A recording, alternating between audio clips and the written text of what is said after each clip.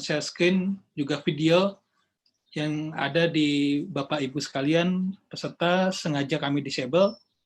Kemudian jika Bapak Ibu belum melakukan perubahan nama dengan ID unik yang sudah di-share oleh panitia, mohon untuk bantuannya untuk melakukan perubahan nama. Kemudian sesi nanti akan berlangsung kurang lebih 90 menit. Ada sesi paparan dari pembicara kita, kemudian dilanjut dengan sesi tanya-jawab. Sesi tanya-jawab melalui chat, di Zoom, juga mungkin nanti kalau sudah live di YouTube, akan dilakukan juga di YouTube. Mohon menyertakan selain pertanyaan juga ada nama dan jabatan atau instansi Bapak Ibu sekalian. Kemudian mengenai materi ataupun rekaman juga e-sertifikat untuk kegiatan ini akan dikirimkan melalui email oleh panitia kira-kira 2 minggu setelah kegiatan ini berlangsung. Mungkin itu saja sedikit informasi yang akan saya sharing sebelum kita memulai. Kita akan mulai di pukul 13.00.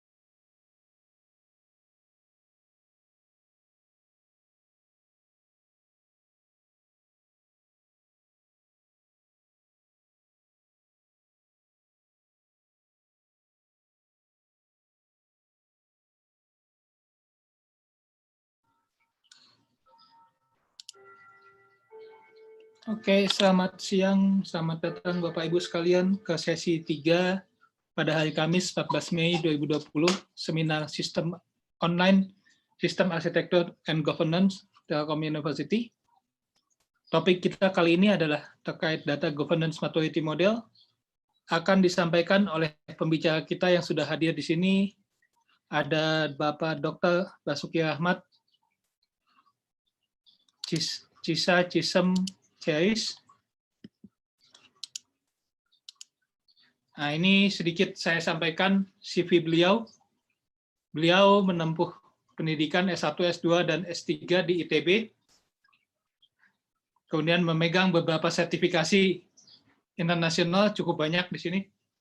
Dengan fokus riset di enterprise dan arsitektur, kemudian IT governance, risk compliance, IT security, juga di business computer fraud, big data analytics, juga di supply chain management. Beliau adalah dosen profesional dan peneliti di Telkom University. Kemudian juga selain itu di luar kampus juga mengelola beberapa startup di bidang IT. Juga sebagai member dari beberapa asosiasi profesional telah hadir.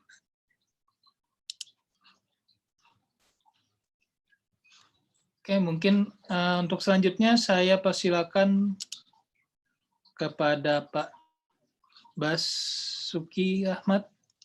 Silakan Pak Bas untuk bisa memulai sesinya.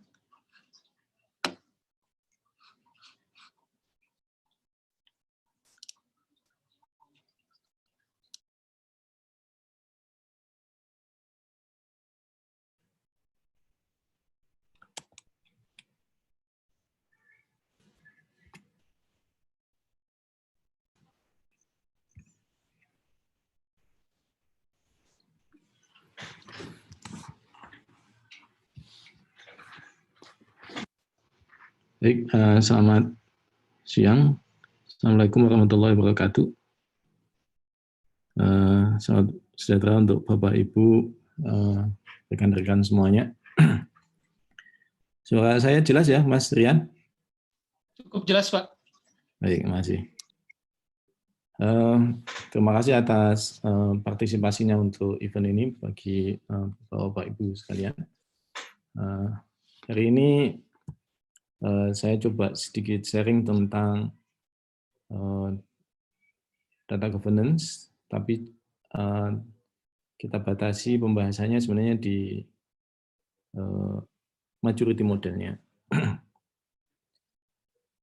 Ini adalah overview materi yang kita coba bahas dalam kesempatan ini. Jadi kita nanti akan bahas sekilas apa itu data governance. Kemudian tentang maturity model.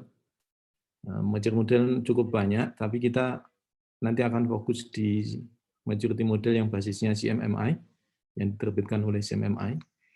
Kenapa saya pakai itu? Karena CMMI itu sekarang sudah diakuisisi sama ISAKA, jadi nanti akan nyambung dengan IT governance.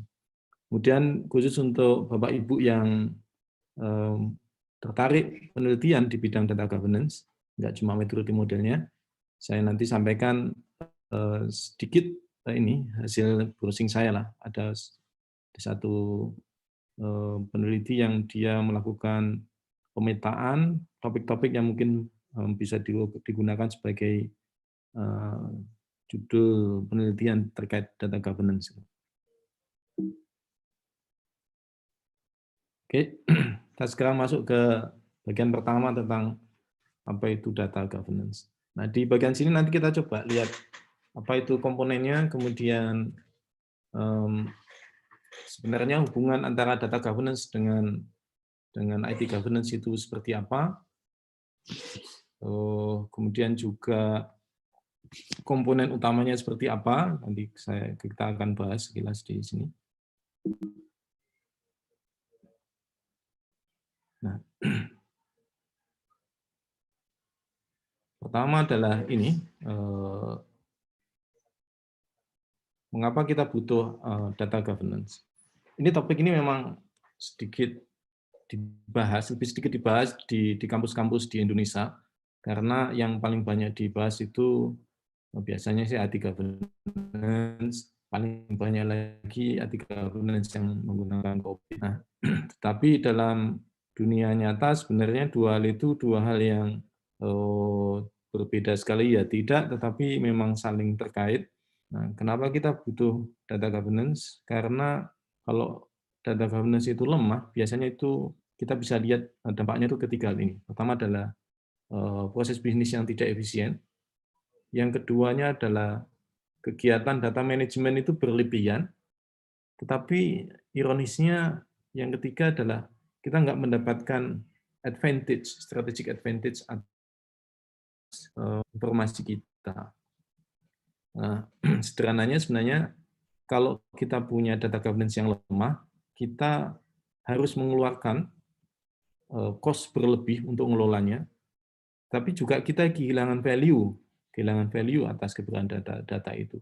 Nah, value ini bisa banyak kalau bisnis, bisa loss revenue, tapi kalau di dalam public service seperti pemerintah, bukan loss revenue, tetapi sebenarnya fungsi pelayanan publiknya jadi berkurang. Contoh sederhana misalnya terkait pelaksanaan pembangunan, ketika misalnya data yang dipakai sebagai dasar perencanaan pembangunan itu akurasinya itu tidak bagus, maka alokasi budget dan programnya juga pasti tidak bisa optimal gitu. Kira-kira begitu sederhananya. Nah, ini ada 4 contoh yang dari pengalaman sebelumnya, masalah-masalah utamanya, tapi ini lebih banyak di private kalau yang saya sampaikan di sini. Pertama adalah rekonsiliasi datanya itu eksesif, terlalu lama. Kenapa? Karena kalau ada isu kualitas data, kita itu harus mencari orang. Orang ini yang paling ngerti data ini siapa? Bukan organisasi yang bekerja gitu. Nah, ini dampaknya sebenarnya itu adalah aspek bisnis tasnya jadi terhambat gitu. Yang kedua adalah data yang buruk untuk analisa bisnis. Nah, kalau data yang buruk dari analisa bisnis ini sebenarnya ujungnya nanti itu adalah ini. Kalau misalnya contoh sederhana, kalau misalnya kayak di bank itu, dia harus membuat model risk atas pihak-pihak yang mengajukan kredit karena dia tidak oke modelnya, ya berarti nanti sebenarnya yang diterima untuk kredit itu bisa berisiko secara bisnis dia. Nah, ini kenapa? Sebabnya karena data producer biasanya tidak terlalu peduli sama kualitas data. Soalnya ya asal diisi atau misalnya itu bukan tanggung jawab kami, data itu tanggung jawab IT. Mayoritas orang mikirnya kayak gitu. Kemudian yang ketiga adalah resolusi konflik yang lama. Jadi misalnya ada satu data, dia punya problem tuh, kita karena ownership-nya, kepemilikannya tidak jelas, maka itu saling lempar-lemparan. Kalau saling lempar-lemparan, maka tidak ada yang bertanggung jawab atas kualitas data itu. Tentu saja pemilik data bukan TI itu cuma pengelola aja, custodian. Nah, ini nanti akan jadi masalah ini di realita di lapangan. Sebagai contoh, saya pernah dampingin satu badan yang di bawah presiden langsung itu, dia punya gara-gara data ini ada uang sekian triliun itu yang tidak jelas kepemilikannya punya siapa. Kemudian yang selanjutnya adalah redundant untuk cleansing data. Jadi biasanya kalau data governance itu nggak jalan, biasanya kita itu cleansing forever. Jadi cleansing di setiap bagian-bagian, tapi sebenarnya ketika ada cleansing di satu bagian, tempat lain merasa itu masih belum clean betul. Gitu. Soalnya bisa jadi kebutuhannya berbeda. Jadi hasil cleansing di satu tempat tidak bisa sepenuhnya dipakai di tempat lain. Ini contoh kenapa kita butuh data governance. Nah, selanjutnya, sebenarnya apa bedanya antara data governance dan IT governance? Nah, saya coba bikin ilustrasi sederhana saja. Jadi kalau misalnya kayak di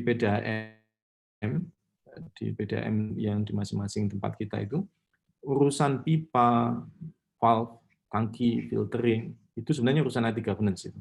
Tapi kalau urusan airnya itu bersih atau tidak, sehat atau tidak, layak diminum atau tidak, itu sebenarnya urusan data. Nah, kalau yang misalnya contoh COVID sampai COVID-5, itu tidak ada yang bicara tentang misalnya pembagian kualitas data, data itu strukturnya harus seperti apa, dikelolanya seperti apa, tidak. Sekilas-sekilas lah COVID. Baru di COVID 2019 dia ada. Nah, itu dua ilustrasi sederhana, tetapi sebenarnya dua-duanya itu sangat penting. Soalnya kalau misalnya kita cuma ngurus datanya aja, nggak ngurus teknologinya juga, nggak mungkin data itu ada tanpa ada aplikasi. Misalnya nggak mungkin juga data ini kita jamin availability-nya kalau infrastruktur untuk data backup, recovery-nya juga tidak ready gitu. Ini dua-duanya itu saling diurus. Tapi mungkin Bapak Ibu bisa melihat contoh sederhana di sini itu misalnya adalah, misalnya kalau kita bicara misalnya data-data apa itu sistem pemilihan umum yang setiap 5 tahun sekali kita nikmati, itu kan KPU fokusnya sebenarnya adalah banyak akan ngomong di sistem TI-nya sebenarnya. Sedangkan datanya itu kan sebenarnya efek aja. Mereka kan dapat limpahan data misalnya dari Kemendagri, yang Dukcapil atau sejenisnya itu. Setiap 5 tahun kan kita sebenarnya punya challenge terkait sama apa itu daftar pemilih tetap ya misalnya seperti itu. Nah, itu dua hal yang berbeda antara sistem KPU sama data pemilih. Nah, problemnya bisa jadi sistemnya oke banget, tapi datanya mungkin memang dari awal itu tidak terjamin gitu misalnya. Oke, nah itu kenapa kita butuh data governance dan bedanya antara IT governance dan data governance. Nah, sekarang sederhananya itu apa sih data governance itu? Sama seperti IT governance yang mungkin lebih familiar dipahami. Gunanya IT governance itu sebenarnya adalah memastikan bahwa kita punya aset data itu termanage. Aset data ini sama pentingnya seperti aset financial, aset SDM, aset mesin yang lain misalnya kalau di dalam bisnis gitu. Nah, gimana cara ngaturnya? Pertama adalah rules, policies, procedures. Ini rules, policies, procedure itu realnya itu sebenarnya adalah kebijakan standar prosedur ini, kebijakan standar prosedur. Kemudian rules ini struktur organisasi yang jelas responsibilitasnya itu seperti apa. Sama seperti IT governance kan kalau kita lihat di sini itu sebenarnya. Jadi harus ada struktur, ada rules, ada nanti tambahkan berikutnya adalah metrik gitu.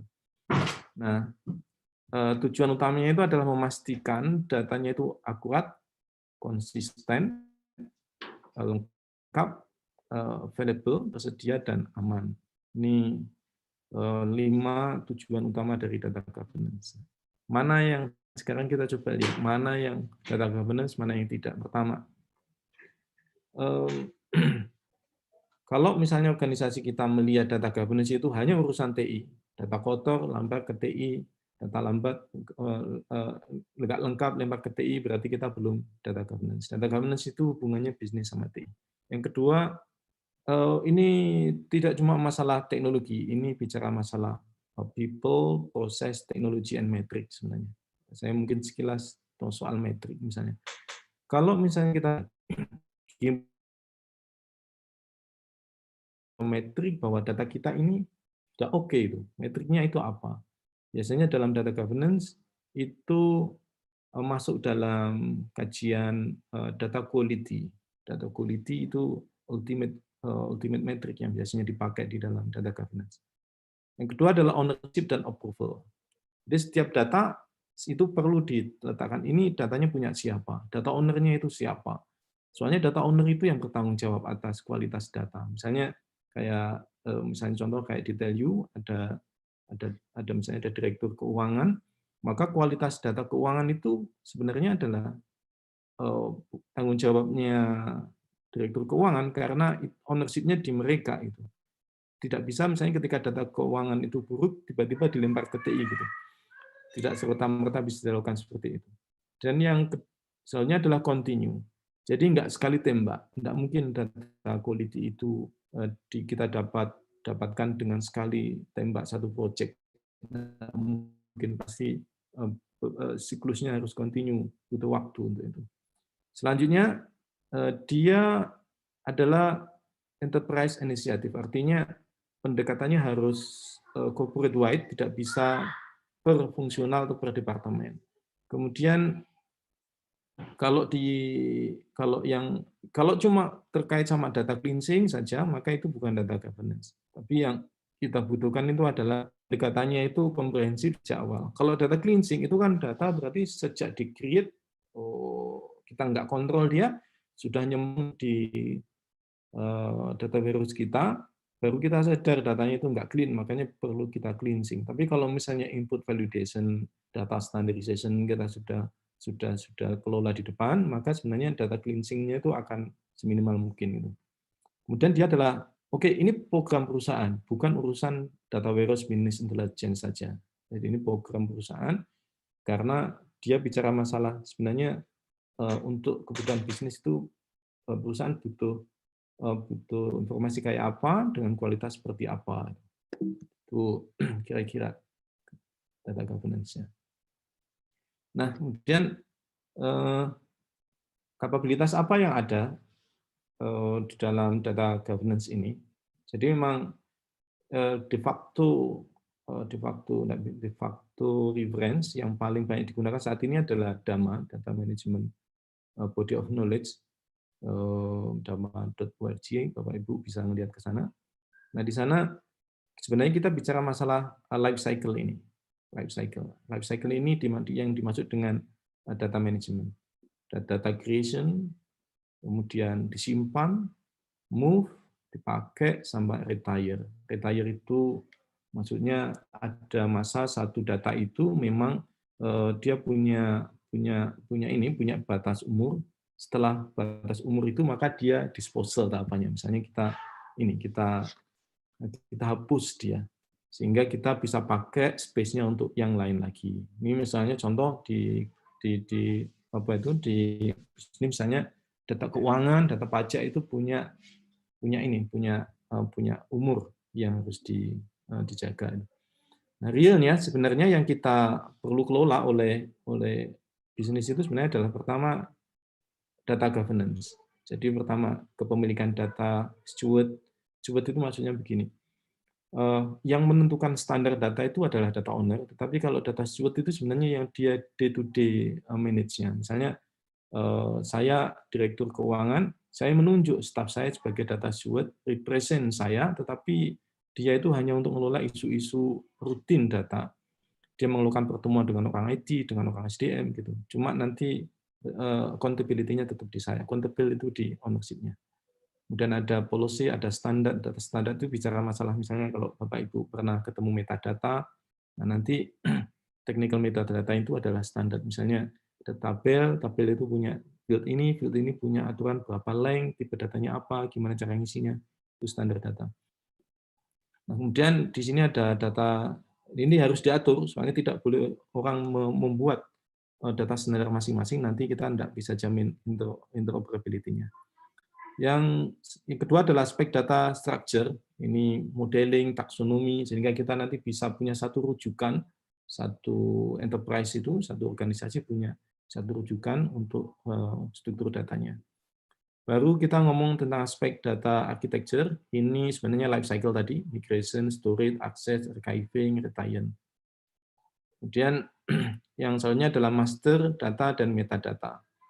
Nah, di dalam ini master data adalah data yang dia itu sering kenapa master, kalau di pemerintah namanya data induk. Nah, master data ini nanti di-sharing antar line of business, antar departemen atau divisi gitu. Kemudian ada reference itu misalnya data yang kita ambil dari luar yang kita jadi rujukan, misalnya data-data wilayah dari BPS gitu. Kelihatannya remeh, tapi bisa jadi kalau misalnya data wilayah itu misalnya ketika ngomong soal wilayah itu berbeda referensinya, maka bisa jadi ketika nanti kita retrieve kita nggak bisa dapat agregasi yang baik gitu. Kemudian metadata. Metadata itu ada metadata bisnis sama teknis. Yang metadata bisnis biasanya dia menjelaskan tentang ada informasi, elemennya itu apa saja, itu dijelaskan sehingga orang itu tidak confused tentang ini, tentang maksud datanya itu. Yang kedua adalah data quality. Ini sejak profiling. Profiling itu untuk mengegrab dari seluruh data itu posisinya di mana. Kemudian nanti kita akan bisa jadi akan cleansing. Kegiatan cleansing itu dalam rangka untuk meningkatkan quality. Monitoring itu quality posisinya di mana. Compliance itu kalau misalnya kita ngecek dibandingkan sama standarnya, biasanya dibandingkan sama standarnya. Traceability itu nanti dia cek ini life cycle-nya dulu dari mana gitu. Sehingga kalau misalnya quality-nya ada satu stage kurang optimal, dia nanti bisa di-trace balik ke belakang. Kemudian masalah data security ada dua nih, privacy dan retention. Retention itu terkait sama retire tadi. Jadi retensi, kalau data retensinya 5 tahun, berarti setelah retensi 5 tahun, maka nanti di disposal. Nah,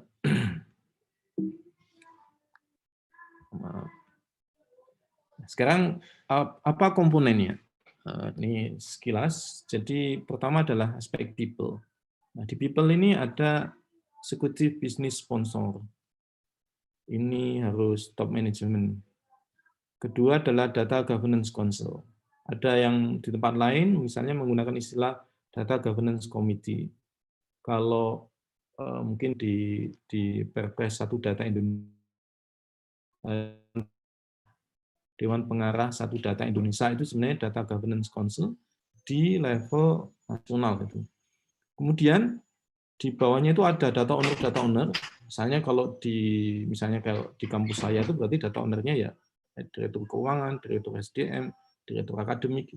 Kemudian di setiap data owner itu akan menunjuk data steward-nya. Misalnya saya direktur keuangan, saya tunjuk Pak X itu untuk jadi data steward. Nah, data steward nanti akan join ke satu entitas namanya biasanya data governance board. Data governance board itu biasanya yang dia kumpulan data-data steward plus TI, nanti dia akan bahas isu-isu data yang sifatnya lebih taktis. Jadi di level data governance council dan data owner itu levelnya lebih strategik, data steward itu nanti sama TI itu levelnya lebih taktis. Dan di bawah dia ada proses, ini merepresentasikan kebutuhan ini, policy standard prosedur, terkait sama life cycle data keseluruhan, plus nanti aspek pengukurannya seperti apa ini di prosesnya. Contohnya misalnya sederhananya conflict resolution, di mana itu selesai di forum data steward, kapan itu harus dieskalasi ke data governance council. Kemudian berikutnya adalah teknologi. Nah, kalau sudah ngomong teknologi ini, berarti kita tidak bisa melepaskan diri dari IT nanti, IT governance sebenarnya. Contohnya adalah workflow, quality monitoring, policy standard. Misalnya kita bicara masalah quality monitoring. Quality monitoring ini sebenarnya kegiatannya mirip sekali dengan analytical, sistem analytical. Soalnya dia nanti akan parser itu data itu yang ada di data warehouse dibandingkan sama kriteria kualitas, kemudian kita nanti akan dapat quality profile-nya seperti apa. Nah, setiap kegiatan ini punya metrik. Jadi misalnya executive business sponsor punya metrik sukses, data governance council punya metrik misalnya setiap tahun minimal pertemuan sekian. Kemudian data owner misalnya menetapkan standar, Anda semester ini harus menetapkan standar data itu apa aja. Kemudian kita nanti bisa ngelihat di metriknya itu juga included kualitas datanya itu sendiri, itu masuk ke dalam metrik ini.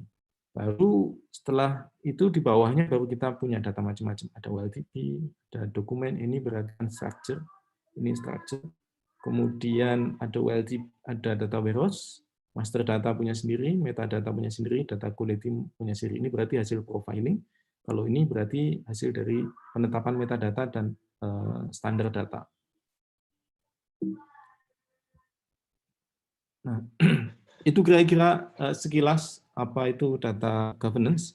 Apa itu data governance. Nah, sekarang kita masuk ke topik kedua tentang maturity model. Nah, sebelum agak jauh, ini sebenarnya kalau Dama, ini Damanya cuma versinya masih versi 1.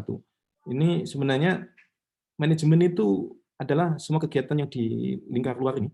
Dalamnya itu adalah governance. Topik kita itu fokusnya governance adalah aspek strategi, plan, blueprint, struktur organisasi, kebijakan standar prosedur, project-project, resolusi isu, sama evaluasi. Jadi misalnya saya punya project-nya nilainya sekian rupiah, sebenarnya value-nya kecapai atau tidak dengan itu, dengan kegiatan governance tadi. Itu topik di value, di governance sebagai bagian dari ini monitoring, evaluate, sama direct. Nah, ada beberapa model existing ini. Ini adalah beberapa model existing.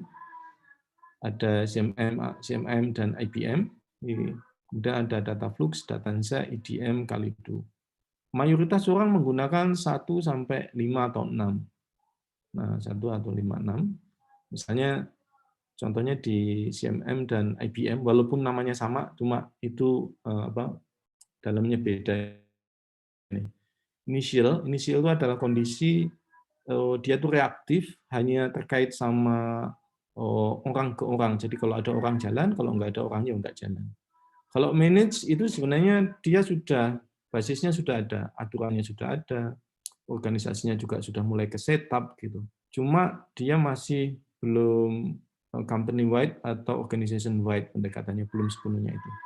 Defined itu adalah satu level yang sudah lebih semua terstandarisasi dan semua dijalankan sesuai standar itu. Level 4 ini berarti sudah ada metriknya kuantitatif.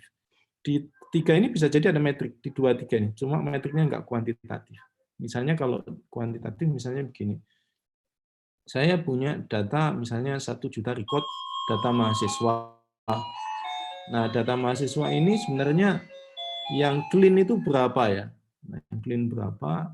Berdasar yang comply dengan standar itu berapa persen? Itu contoh kuantitatif. Kalau optimize itu sebenarnya lebih ini dia sudah bisa menemukan best practice, bahkan dia bisa sharing dengan yang lain. Yang kita pakai di dalam diskusi kali ini adalah CMM. Pertimbangannya adalah dia paling solid body of knowledge-nya, kriterianya juga detail, caranya juga detail, transparan, sehingga kalau misalnya kita implementasikan nanti akan lebih bisa terkontrol subjektivitas kita. Nah, ini adalah kalau pakai SMM. Jadi yang di kanan ini adalah yang singkatnya, Bapak Ibu bisa download gratis di link ini yang saya kasih ini. Tapi kalau yang kiri ini dia harus beli kira-kira $100 lah ini harganya ini. Dia menjelaskan lebih detail tentang how to-nya, termasuk pertanyaan-pertanyaan kunci untuk setiap bagiannya, termasuk contoh-contoh output yang harus dikeluarkan untuk bagian untuk work product masing-masing. Tapi kalau untuk sekedar keperluan awal untuk membuat maturity assessment sih yang kanan ini sudah cukup kalau pengalaman. Lihatnya CMM ini. Nah, CMM ini dia punya 5 level 1 perform istilah dia. Jadi pendekatannya perspektifnya itu adalah jika dia pendekatannya itu project based. Jadi kalau ada project saja itu levelnya project saja. Satu project selesai, bubar gitu. Namanya itu level 1. Jadi pendekatannya lebih ad hoc, pada project level reaktif. Saya kasih yang hitam-hitam biar untuk memudahkan. Level 2 adalah sudah mulai ada awareness tentang bahwa data ini penting gitu. Cuma pendekatannya belum organization wide, itu level 2. Jadi dia sudah ada policy, orangnya juga sudah ada punya skill, stakeholder-nya juga sudah mulai diajak, kemudian defined process. Jadi defined process itu dia itu sebenarnya sudah punya mekanisme di antara mereka sendiri, misalnya tentang plan, kemudian ketika development, ketika operation dan security dia sudah punya itu sebenarnya di sini. Nah, yang ketiga defined ini dia sudah dianggap data itu sudah sebagai aset yang kritikal, dan dianggap sebagai satu hal penting untuk memastikan ketercapaian misi dia. Itu namanya di level 3 ini. Nah, yang ada di dalam level ini adalah standard proses. Bedanya sama defined proses, ini ada, cuma belum terstandarisasi. Kalau terjadi, orang bisa kepleset dikit-dikit lah. Kalau pakai COVID zaman dulu, defined proses itu ya ada konvensi gitu ya, cuma belum bisa jadi belum formal sebetulnya. Tapi kalau di standard proses ini berarti sudah formal, misalnya dalam SK direksi atau kepala lembaga atau instansi gitu.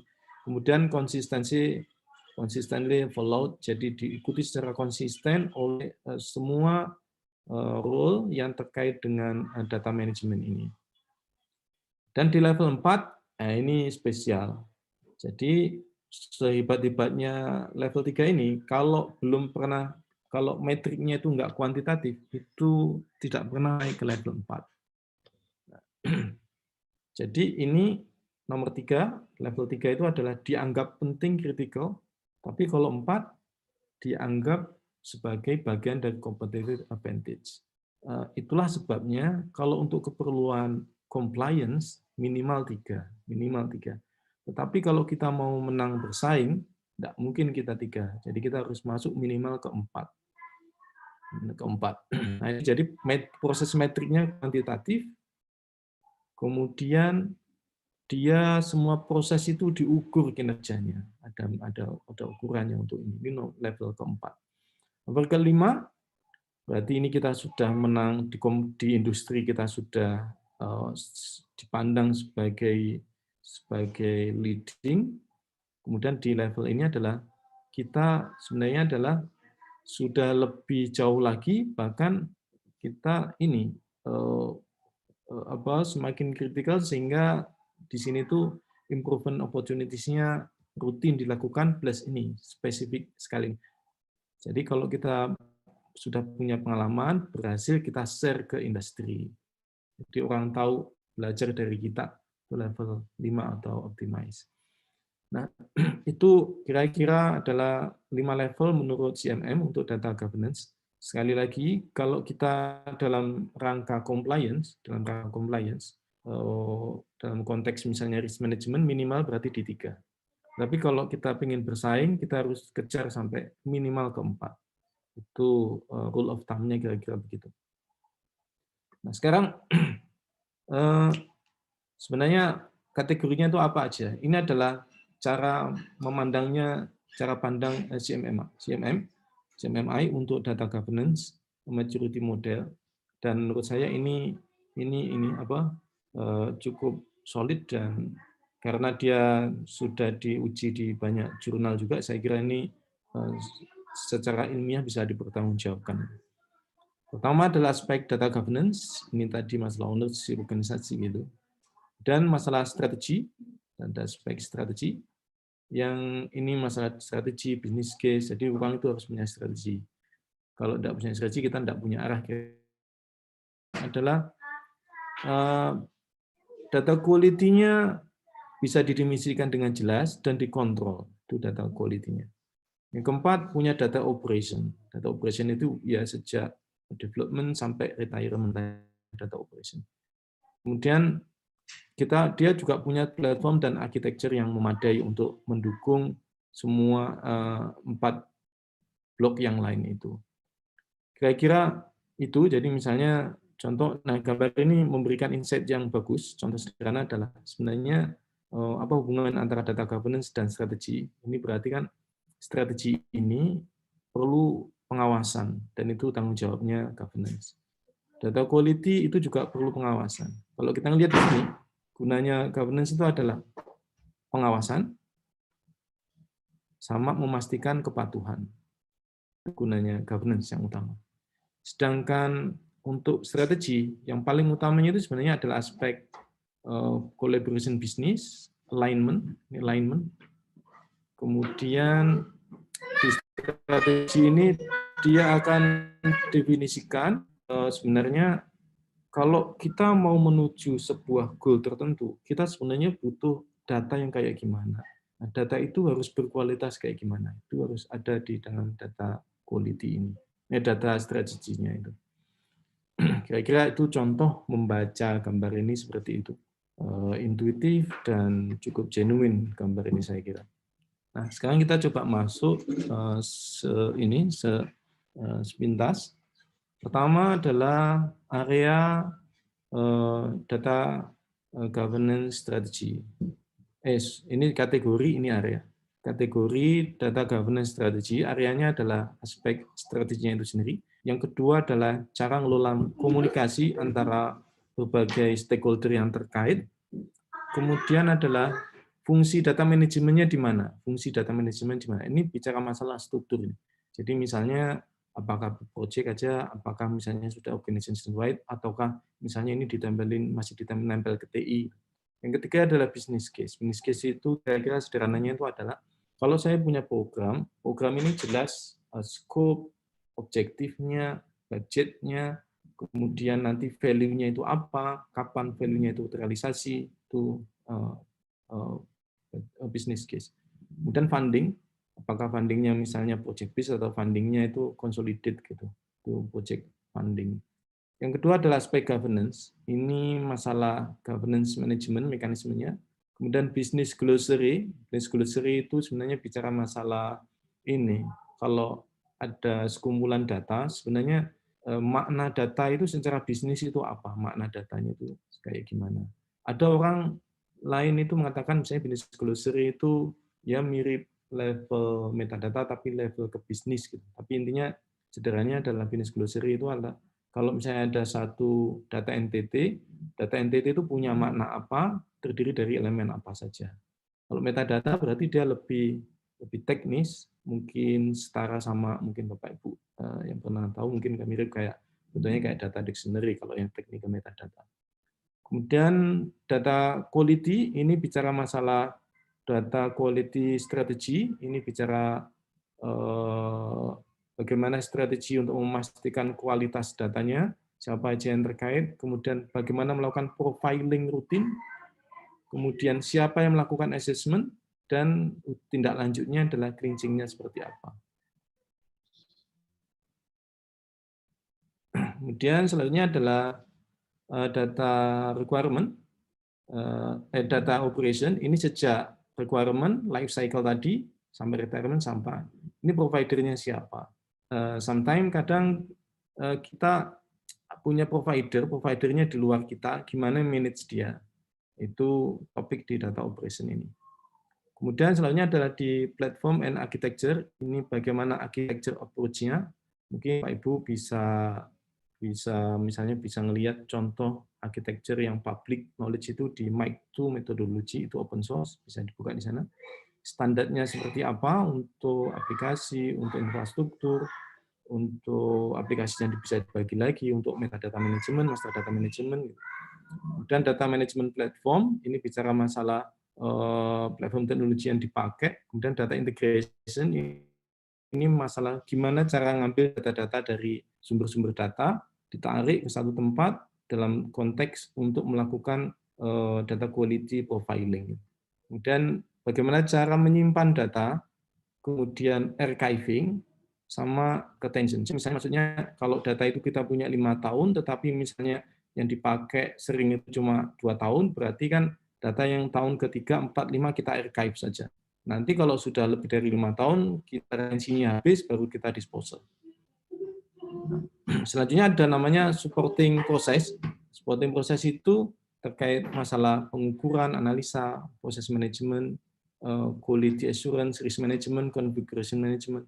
5 proses ini sebenarnya mendukung kategori lain. Nanti jadi artinya kalau 5 5 proses ini jalan keberjalanannya akan mendukung proses area yang lain yang di kategori atasnya tadi itu. Nah, sekarang gimana cara mohon maaf ini Pak Rian, coret-coretannya apa ya?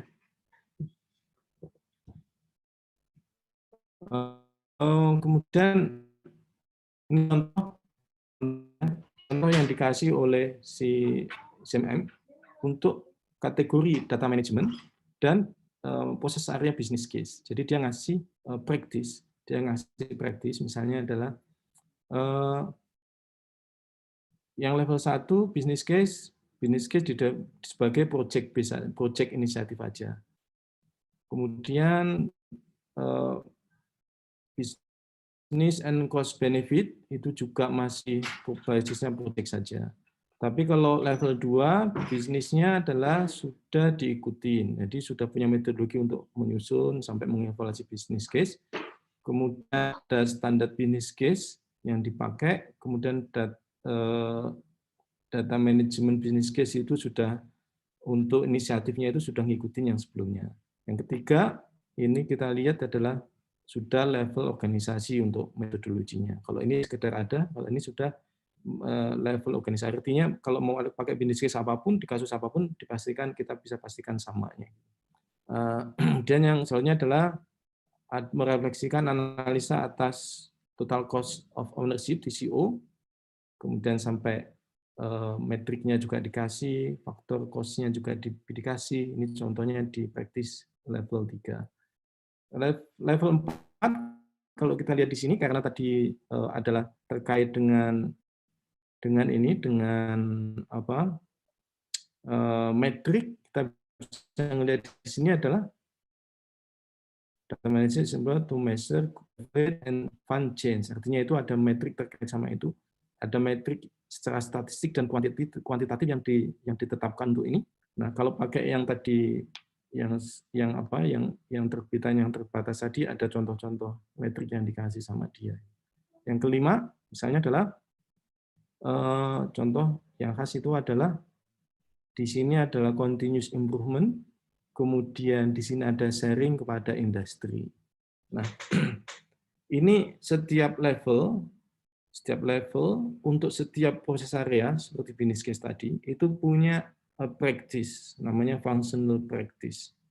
Nah, ini nanti kita harus perhatikan satu demi satu untuk mengukur maturity satu proses area ini. Nah, sebelum kita masuk ke cara mengukurnya, ada satu proses yang akan menjadi dasar untuk semua proses, yaitu namanya infrastructure support process. Ini adalah mirip seperti karakteristik proses yang berlaku general, yang berlaku untuk semua proses yang lain, dan hanya sampai level 3 aja. Ini misalnya, oke, ini sudah dipakai.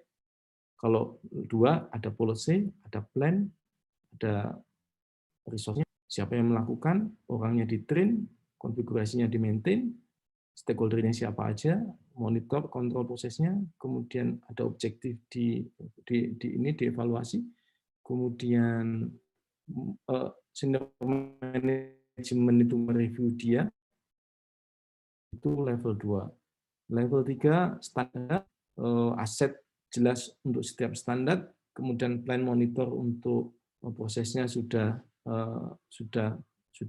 terdefinisikan, kemudian collect process related experience, artinya dikumpulkan lesson learn untuk kebutuhan yang mendatang, itu level 3. Nah, ini adalah proses khusus yang mendasari semua proses. Kenapa butuh? Nah, kita akan bahas kenapa butuh proses itu. Sekarang bagaimana cara menentukan maturity? Jadi tadi ada proses, ada kategori, ada proses area. Kalau Bapak Ibu misalnya membeli yang tadi buku resmi tadi, setiap proses area akan ada kayak gini, purpose, goals-nya apa, pertanyaan intinya itu apa, terkait sama proses mana, example-nya itu apa gitu. Tapi kemudian di sini ada infrastructure proses. Jadi kira-kira begini. Si maturity CMM ini dia pakai CMM level CMM definition yang terbaru, ini dipakai juga di COVID 2019. Jadi satu proses area ini punya namanya capability. Nah, kemudian support proses juga akan punya capability. Capability-nya adalah 1-5, ini 1-3. Nah, jadi kalau misalnya kita mau naik capability sebuah area proses atau kategori, penggunaan praktis di level itu dan level sebelumnya. Jadi maksudnya gini, kalau kalau misalnya kita ingin masuk ke level 3, maka semua praktis di level 3 dan sebelumnya, berarti 1 dan 2, itu harus fulfill. Itu harus fulfill. Jadi kalau mau capable ini, berarti capability proses area ini berarti harus fulfill. Tapi kalau maturity proses ini, dia harus memperhatikan juga yang ini. Si proses infrastructure support practice ini. Misalnya ini di sini harus full dan di sini juga harus full. Jadi si capability proses area-nya harus full, kemudian infrastructure support practice-nya juga harus full. Baru dia bisa kita assign maturity di situ. Misal, nah saya bikin simulasi sederhana untuk ini. Ini ada proses area X dan infrastructure support proses yang tadi given. Oke, ini ada practice 11, 12 sampai 51, 52. Yes, ini berarti fulfill. No berarti tidak fulfill. Yes, yes, yes, yes, yes. Ini berarti kira-kira berapa ini capability si proses area ini? 1 lewat, 2 lewat, 3 nggak lewat. Soalnya ada no-nya di sini. Jadi kalau mau 3 full, walaupun mungkin 4-nya ada yes, dia nggak peduli. Akan lihat kayak sistem medali gitu. Kalau medali di SEA Games, Asian Games kan 1 emas lebih berharga dibandingkan 100 perak. Jadi sama ini. Ini berarti harus yes semuanya. Nah, kalau ini yang support area berapa ini? Berarti kan ini 1 oke, 2 oke, 3 oke. Jadi kira-kira ini berarti 2, ini 3. Jadi maturity-nya berapa nih? Dia akan memilih yang paling kecil berarti. Maturity berarti 2. Jadi kalau dia mau 3, si capability proses area yang tadi harus fulfill semuanya ini. Fulfill semuanya. Nah, itulah yang itu juga yang digunakan di COVID sebenarnya. Cuma COVID 2019 belum rilis aja, tapi tebakan saya kayak gitu. Soalnya CMM versi terakhir yang dipakai oleh COVID 2019 itu ya seperti ini caranya. Itu kira-kira cara pengukurannya seperti apa. Nah, jadi semua proses itu penggunanya sama seperti ini, cuma pertanyaannya apakah semua proses butuh kayak gini? Nah, itu beda-beda. Nah, kalau pendapat saya, dan sebenarnya ini juga di dalam panduan detailnya itu ada.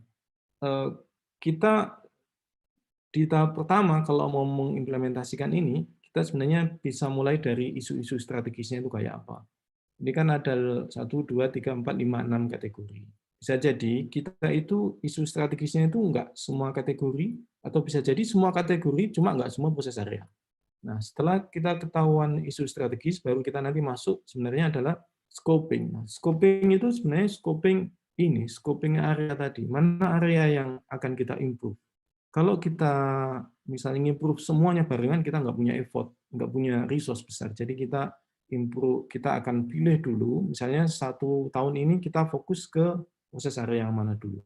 Nanti tahun berikutnya masuk lagi berikutnya. Nah, jadi pertama adalah diagnostik pasti.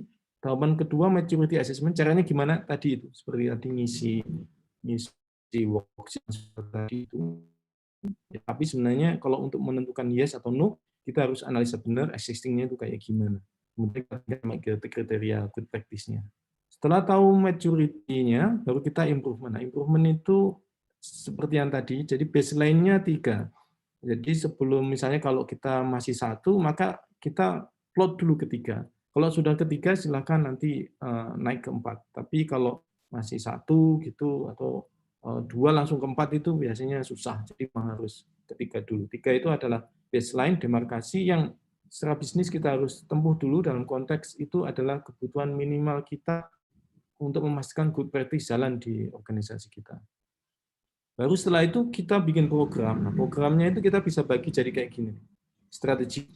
Jadi misalnya kita akan punya strategi ini seperti apa. Maksudnya itu mungkin Bapak Ibu akan membuat semacam roadmap atau apa. Kemudian bikin organisasinya, dibenerin organisasinya. Kemudian bikin policy standarnya ditetapkan, people skills-nya dibangun, kemudian adopsi teknologi yang tepat untuk itu. Kira-kira semua program inisiatif itu sebenarnya bisa dibagi menjadi setidaknya 5 ini. Setidaknya 5 ini. Itu tahapan implementasi. Nah, kira-kira materinya sebenarnya sampai di situ aja. Cuma ini ada karena kita basisnya perguruan tinggi. Ini adalah contoh-contoh riset yang mungkin Bapak Ibu bisa lakukan nanti. Misalnya terkait sama data governance, topiknya bisa ownership, education otoritasnya seperti apa, evolusinya seperti apa. Kemudian contohnya pertanyaannya itu adalah bagaimana gimana cara menentukan data owner yang pas gitu. Kemudian soalnya bisa jadi contohnya kayak satu data entity itu di dalamnya itu elemen datanya itu banyak. Kemudian bagaimana cara alokasi otoritas decision making gitu. Kemudian story-nya juga seperti itu. Kemudian bagaimana yang kedua adalah scope of data governance. Ini tentang bagaimana implementasi di organisasi data dan domain scope. Kemudian aspek data quality. Nah, Bapak Ibu, kalau ingin data quality yang lebih detail, Bapak Ibu bisa masuk ke MIC2 methodology atau ISO 25000 series tentang data quality. Itu ada kalau nggak salah 25024 kalau itu tentang data quality, khusus data quality. Beberapa pertanyaan yang mungkin bisa Bapak Ibu nanti lihat. Kalau mau detail, Bapak Ibu tinggal searching di sini. Saya dapat papernya, ini orangnya bagus. Kelihatannya itu dia preliminary untuk riset dia. Jadi dia menulis ini di International of Information Management, jurnalnya cukup bereputasi. Sebenarnya ada topik riset yang lain, kalau misalnya Bapak Ibu ingin mengembangkan teknologi terkait misalnya data quality profiling, MDM, master data management atau metadata management, Bapak itu juga bisa cari topiknya. Contohnya misalnya di Indonesia ini produk data master data management itu nggak ada. Jadi kalau Bapak Ibu pengen punya itu nanti bisa dipakai di banyak ini. Apalagi sekarang kan ada satu data Indonesia itu. Kemudian metadata management juga, misalnya talent bisa cuma banyak pilihan gitu. Data quality profiling ini saya kira termasuk paling banyak kemungkinan untuk riset, soalnya ini levelnya analytical. Jadi bayangkan kita misalnya punya 50 database, data kita tersebar di 100 database, gimana cara kita melakukan data quality profiling itu. Nah, ini pendekatannya bisa menggunakan data warehouse intelligence, atau kalau misalnya datanya unstructured, Bapak Ibu bisa menggunakan yang platform untuk misalnya Spark atau Hadoop gitu untuk main di sini. Kira-kira itu aja dari saya untuk presentasinya. Semoga bermanfaat. Saya kembalikan ke Mas Rian, silakan Mas. Ya, Pak Basuki, terima kasih banyak Pak atas sharing pengetahuannya. Ini sudah ada beberapa pertanyaan nih Pak dari peserta. Mungkin kita akan sampaikan satu persatu Pak ya, langsung dijawab. Pertama dari Al-Maki Pak, Telkom University juga. Bagaimana kemudian bisa dikatakan bahwa dia adalah pemilik data? Apakah di tempat data itu di-create atau tempat data itu banyak disimpan atau digunakan misalnya, atau bagaimana? Contohnya misalnya kalau kode provinsi, kota, kabupaten, kode kota itu siapa pemilik datanya? Kemendagri atau BPS? Itu mungkin pertama. Oh, oke. Ya, betul. Data owner itu sebenarnya adalah dia itu yang paling berkepentingan sama bisnis dia sebenarnya, sama bisnis dia. Dan memang harus terus tidak boleh lebih dari satu. Tidak boleh lebih dari satu. Kalau lebih dari satu, chaos nanti yang terjadi. Jadi misalnya contoh, kalau keuangan kan jelas ya. Misalnya mata anggaran itu pasti jelas orang keuangan. Tapi kalau kayak data wilayah itu yang ditanya benar itu. Soalnya di Indonesia sekarang itu Kemendagri kalau nggak salah juga punya, kemudian BPS juga punya. Cuma terus terang saya tak tahu itu kalau untuk yang itu si data owner-nya itu siapa. Nah, cuma jadi jawabannya kira-kira begitu. Yang paling berkepentingan secara bisnis tentang kualitas data dia itu yang menjadi data owner-nya. Soalnya gini, data owner itu nanti akan menentukan standar datanya. Kalau misalnya kita serahkan penentuan standar datanya itu kepada orang yang sebenarnya tidak lebih berkepentingan, maka sebenarnya kepentingan organisasi ini dikorbankan gara-gara tadi itu salah mapping orang tadi itu. Kira-kira itu jawabannya, Mas Rian. Oke, Pak. Terima kasih, Pak. Cukup jelas. Kemudian yang kedua dari Pak Willy, GRC dari blibli.com. Kemudian bagaimana cara untuk menerapkan data governance yang efektif untuk suatu instansi, terutama private sector. Kemudian yang pertanyaan kedua dari beliau, tadi disebutkan bahwa salah satu sebab utama butuh data governance adalah ownership yang kurang jelas. Kemudian bagaimana kita menentukan ownership terhadap data yang efektif jika kemudian seringkali data itu datang dari pihak yang lain gitu, bukan proses bisnis atau ownernya sendiri secara langsung. Jadi dia semacam perusahaan IT yang berbasis microservices, artinya kan data itu keluar dari luar ya informasinya. Mungkin itu, Pak. Oke, yang pertama mana yang efektif. Jadi mungkin gini, mungkin ada beberapa pendekatan untuk yang seperti ini itu. Misalnya kalau pakai Dama itu dia bagus strukturnya, cuma metodologinya kurang kuat. Jadi kalau misalnya ini saya sarankan Anda bisa belajar namanya IBM Data Governance Process, itu namanya apa itu Suarez, nah dia itu gini basisnya itu. Jadi pertama kita akan memulai sebenarnya mana yang paling valuable secara bisnis, Ada orang bisa jadi dia fokusnya itu sebenarnya di standarisasi datanya bisa jadi, karena masalah dia itu sekarang susah untuk tuker-tukeran data antar bidang gitu. Berarti dia harus bikin metadata manajemen sama master data management. Tapi ada juga pihak yang lain, misalnya masalah dia itu sebenarnya dia nggak oke, itu masalah, cuma masalah dia yang utama bukan itu, tapi sebenarnya itu adalah gimana dia bisa monetize data dia yang sudah banyak untuk memberikan value yang lebih besar. Misalnya kayak bank itu beberapa bank sekarang masuk ke data governance itu dia nggak mau masuk standar data, dia masuknya itu sebenarnya lebih ke analytics. Karena analytics itu dia akan reuse untuk misalnya meningkatkan credit rating untuk credit rating scoring untuk memfilter orang ini layak dapat kredit atau tidak. Soalnya kan bank itu dapat duit utamanya kan dari kredit kan, dia minjemin uang itu. Nah selama ini dia punya masalah di situ. Nah, dengan ini ketika dia mau meningkatkan analytics, dia nanti akan dapat mana yang harus dibenerin datanya itu. Benerin, tapi selected hanya bagian itu saja.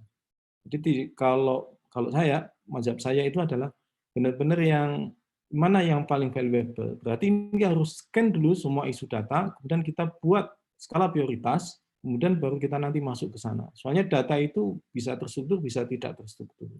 Itu ya, jadi basisnya kalau menurut saya adalah mana yang paling valuable kita dahulukan. Soalnya kita punya asumsinya, kita punya waktu terbatas, orang terbatas, duit terbatas. Padahal bisnis nggak bisa nunggu lama-lama. Itu sama. Yang kedua, sebenarnya mirip sama yang pertama tadi ya. Pertama, aspek data owner-nya harus pas. Kalau datanya kita bisa kontrol di internal. Yang kedua, kalau ini terkait sama pihak ketiga, itu sebenarnya di dalam Dama Box versi 2 itu ada satu klausul khusus namanya data interoperability. Nah, kalau kita hanya penerima, kita nggak ngirim ke dia, berarti one way, berarti kita nggak punya kekuatan untuk menentukan harusnya itu datanya standarnya kayak gimana.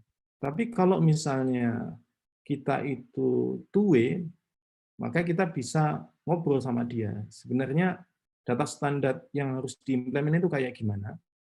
Teknisnya nanti kita sampai turun, misalnya kalau pakai XML skemanya kayak gimana. Kalau pakai JSON, JSON-nya kayak gimana. Itu harus didefinisikan dulu. Contoh sederhana misalnya saya kasih contoh, Misalnya kasus yang pernah saya hadapi di satu lembaga itu yang dia itu tuker-tukeran data antar negara terkait proses ekspor impor. Nah, itu dia punya semacam clearing house atau yang setara dengan itulah yang membicarakan standarisasi data, di mana semua orang di situ sebelum diketok itu akan bisa saling ngobrol dulu. Soalnya salah menentukan standar data, ada kepentingan yang tidak terakomodir, jadi memang ada aspek negosiasi di situ biasanya. Kalau yang saya lihat di situ ya, atau misalnya contoh sebenarnya kayak gini lah kalau di Indonesia. Kalau di Telyu misalnya, Telyu ngobrol sama bank, itu kan harus sepakat datanya. Kira-kira itu, Mas Rian. Oke Pak, terima kasih banyak Pak, cukup jelas sepertinya. Ini ada pertanyaan serupa sebenarnya dari Ibu Azhar Kamila dari Telkom, bagaimana proses untuk develop data for governance, ya, kemudian jika sebelumnya belum ada, pernah ada dari perusahaan. Sebenarnya tadi sudah cukup terjawab juga Pak ya.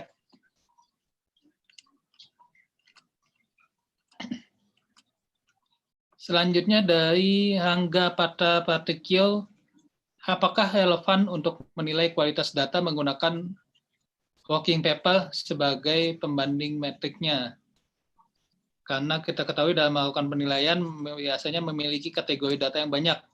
Nah, jika tidak relevan, apakah ada tools yang mempermudah untuk melakukan penilaian? Ini juga sama adalah pertanyaan serupa muncul juga dari Pak Derajat dari BINUS.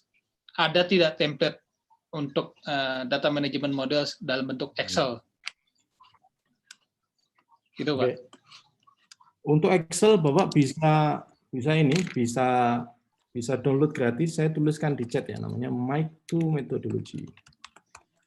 Bapak nanti silakan Pak cari Pak. Di situ download Excel. Excel bisa, cuma mazhab dia agak beda sama si CMM ini. Kalau dia itu berdasarkan intensitas. Jadi misalnya yang paling nomor 5 itu paling intensitasnya paling tinggi, paling konsisten itu 5. Kalau yang paling bawah dia paling nggak konsisten gitu. Semua proses, semua teknologi, semua item dia punya. Nanti silakan di-download gratis di situ.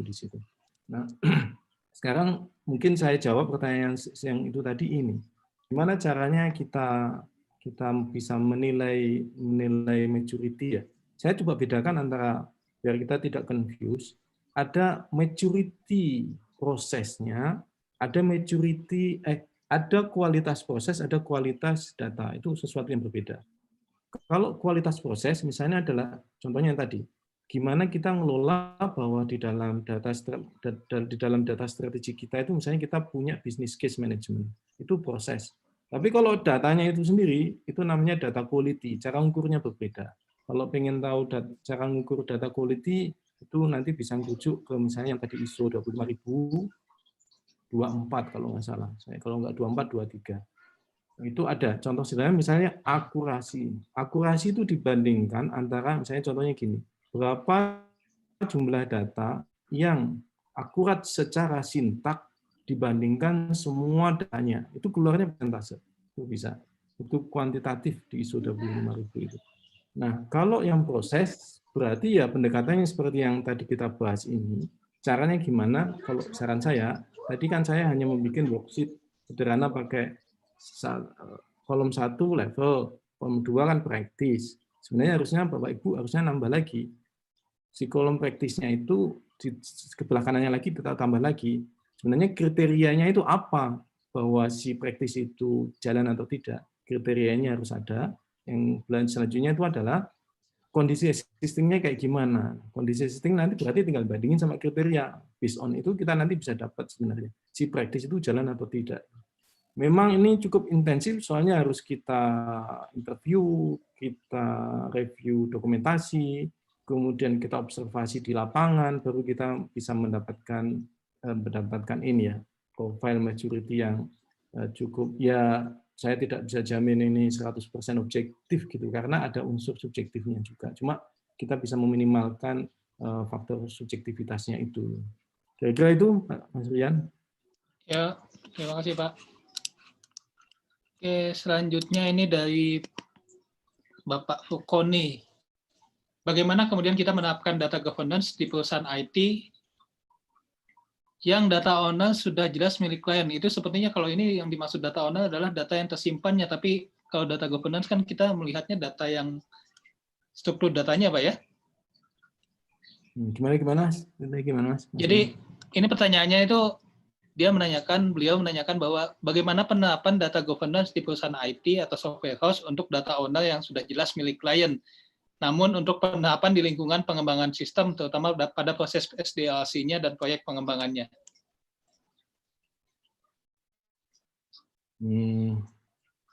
Kalau ini ya mungkin Ini masih paling jawabannya ini.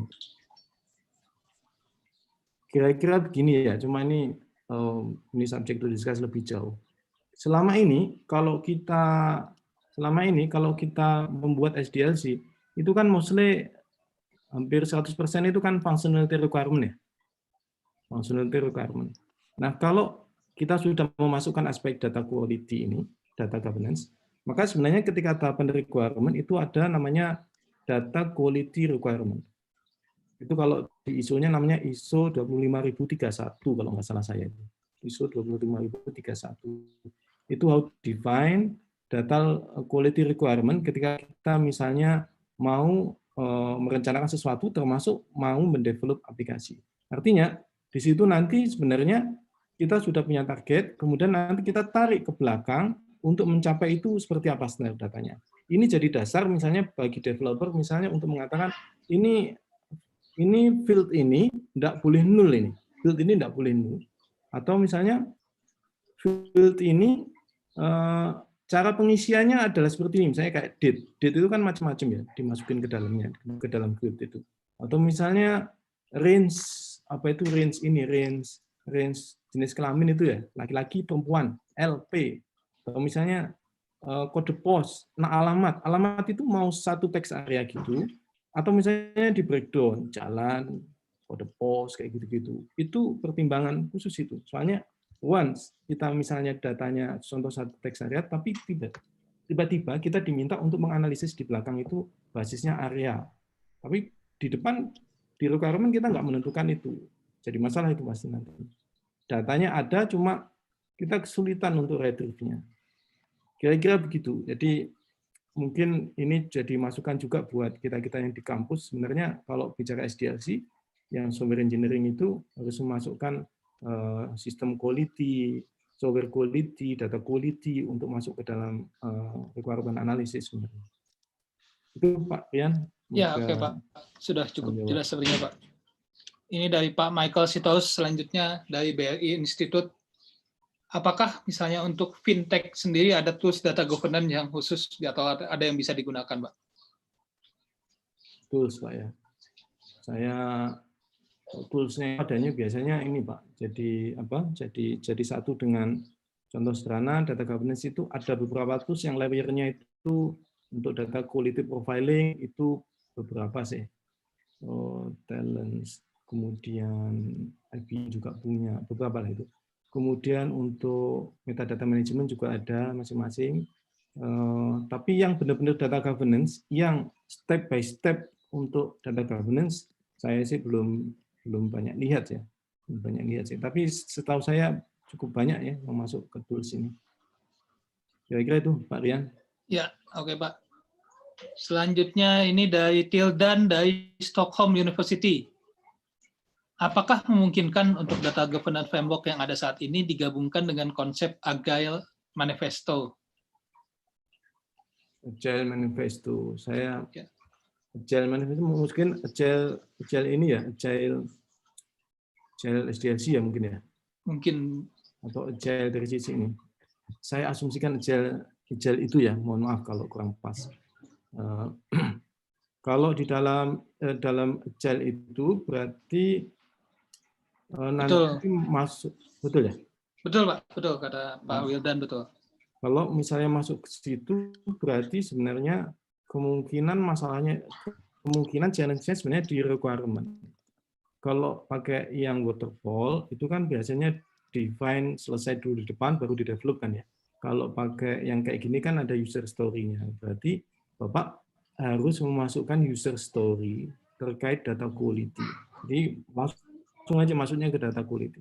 User story terkait data quality-nya mau seperti apa.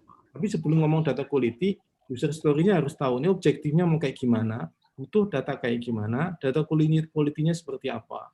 Itu mereka harus ngomong di user itu. Nanti orang IT akan nerjemahin itu data quality, kalau diturunkan lebih teknis ke dalam data standar itu bentuknya apa. Kalau udah jelas mantap, bisa nurunin jadi RD. Ada tidak jadi data dictionary, itu deploy. Kayak gitu. Jadi itu mungkin, ini karena mungkin masih kalian juga mungkin lagi riset di sana.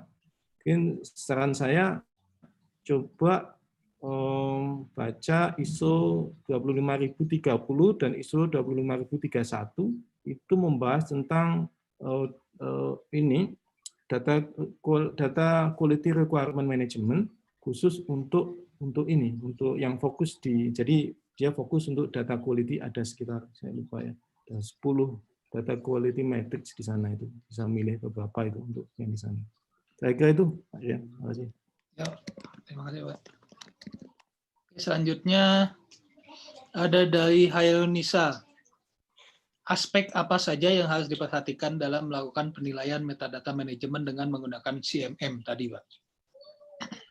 Yang metadata ya? Iya, metadata manajemen. Oke, bentar. Saya nggak hafal betul, harus buka repean. Sambil nunggu silakan nyalain dulu. Oke, sambil nunggu mungkin ada satu lagi dari Asrul Fadilah. Ya. Salah satu komponen data yang governance yang disampaikan terkait dengan data valuation. Apakah ada cara atau standar yang dapat digunakan dalam menilai valuasi atau nilai ekonomi dari data? Nah, kalau tadi pagi kan kita bahas tentang IT valuation oleh Pak Lukman. Sekarang ini ditanyakan, apakah ada cara untuk standar untuk menggunakan valuasi ekonomi? Saya nggak yakin ya ada standar ya. Cuma cara metodologi ada beberapa. Misalnya cost benefit analysis. Jadi intinya sih harus ngitung cost. Kalau nyari cost kan gampang ya. Project ini duitnya berapa, dapat cost-nya. Tapi kalau benefit, kita harus benar-benar nyari ini sebenarnya gunanya itu untuk apa, bisnis harus ditanya. Misalnya contoh, bisa jadi ngilangin risk. Kalau ngilangin risk berarti dulu terjadi risk-nya itu dievaluasi berapa rupiah.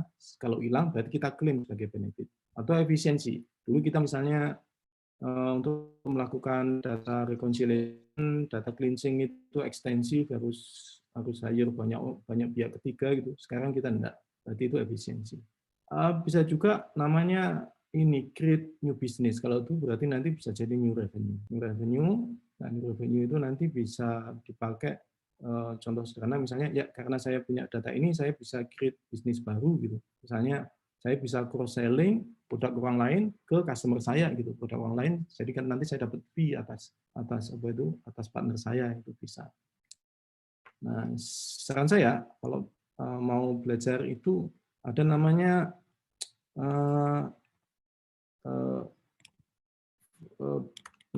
bisnis, saya tulis di sini ya, business value dials.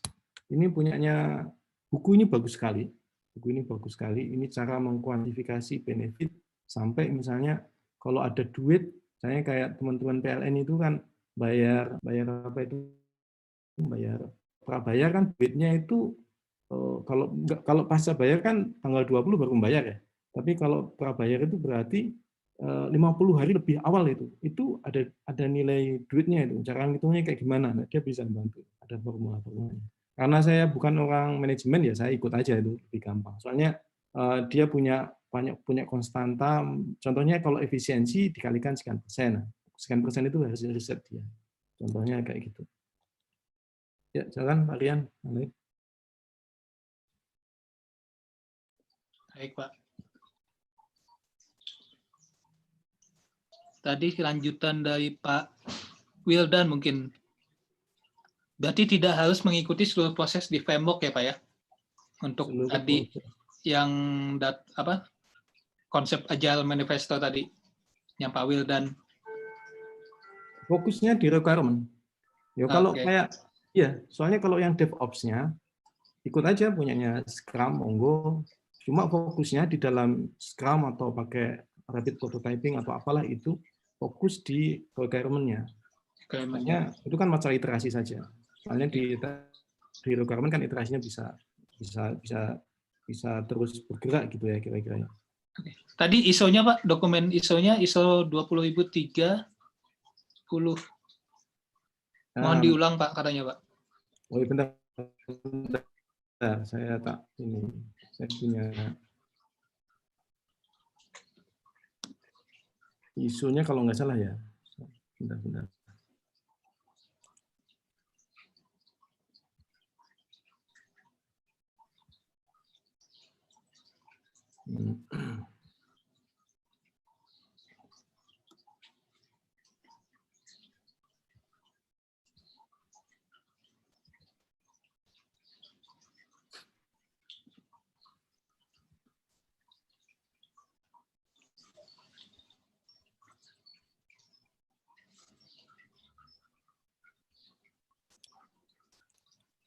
Nah, ini daripada saya lupa, saya share aja.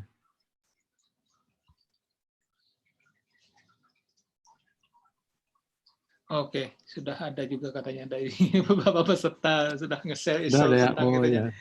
ya, sip, terima kasih. Oke. Ini Pak kalau mau. Nah ini sambil di-share juga nih. ISO-nya. 25.020 ya. Ya. Jadi 24 ya. Fokus saja ke 24 ini. Kalau ini untuk software. Oke. Mungkin sudah cukup jelas ya Pak Wil dan kalau terkait ISO-nya. Oke, mungkin itu pertanyaan terakhir Pak untuk sesi ini. Terima kasih banyak Pak Bas atas sharing knowledge-nya. Kemudian juga setelah ini kami mohon Bapak Ibu sekalian untuk bisa mengaktifkan dulu videonya karena akan dilakukan sesi foto oleh panitia untuk mungkin ada Bu Asti atau Bu Belia nanti akan ada mengarahkan untuk sesi fotonya. Ya, baik Bapak Ibu, saya akan melakukan screenshot. Ini kebetulan ada 6 halaman, jadi mohon agak lama ditahannya. Saya mulai dari halaman pertama ya Bapak Ibu. 1, 2, oke, halaman pertama sudah. Saya masuk ke halaman berikutnya, halaman 2.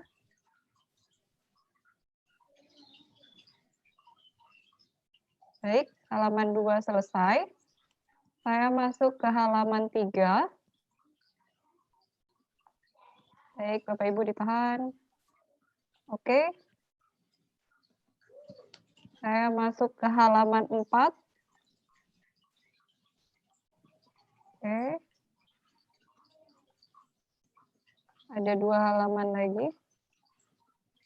Sepertinya di 5 dan 6 sudah tidak ada yang on videonya ya.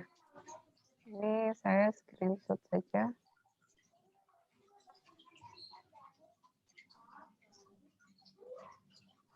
Baik, sudah selesai Pak Rian? Sudah selesai Bu. Terima kasih banyak kalau begitu Bapak Ibu sekalian atas kehadirannya di sesi seminar online Lab Riset Sistem Arsitektur dan Governance Telkom University siang ini. Sampai kita bertemu dengan materi-materi yang lain di kesempatan yang lain. Terima kasih banyak. Wassalamualaikum warahmatullahi wabarakatuh.